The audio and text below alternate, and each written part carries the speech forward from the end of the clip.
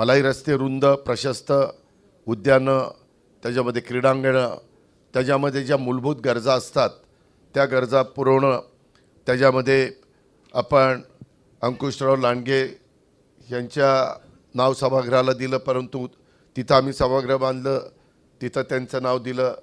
इकडं निळूभाऊ फुले त्यांचं नाव त्या ठिकाणी दिलं. मध्ये रामकृष्ण मोरेंचं ते चिंचवड प्रेक्षागृह होतं, त्याला रामकृष्ण मोरेंचं नाव दिलं. संत तुकाराम नगरमध्ये तिथंही सभागृह बांधलं.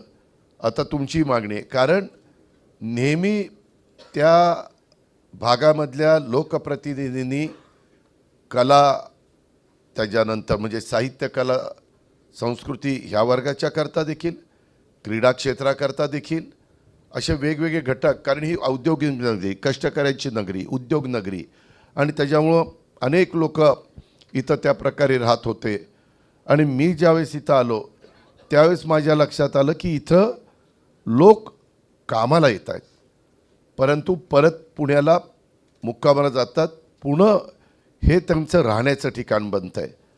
आणि इथं फक्त जाऊन 10 ते 11 किंवा 11 ते 5, 5:30 ड्युटी करायची, किंवा 3 शिफ्टमध्ये असेल त्यावेळेस यायचं, पुन्हा बसेसने आपल्या आपल्या भागामध्ये जायचं.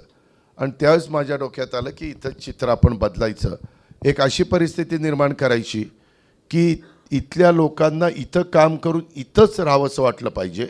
आपल्या मुलांना, आपल्या मुलींना, आपल्या नातवंडांना इथल्याच शाळेत घालावंसं वाटलं पाहिजे, इथल्याच कॉलेजमध्ये शिकवावंसं वाटलं पाहिजे. अशा प्रकारे बदल आणि चांगल्या संस्था निर्माण करायच्या, आणि तशा पद्धतीनं आम्ही कामाला लागलो. वाजतोय अलार्म, आता दाबू घड्याळाचं बटन, वाजतोय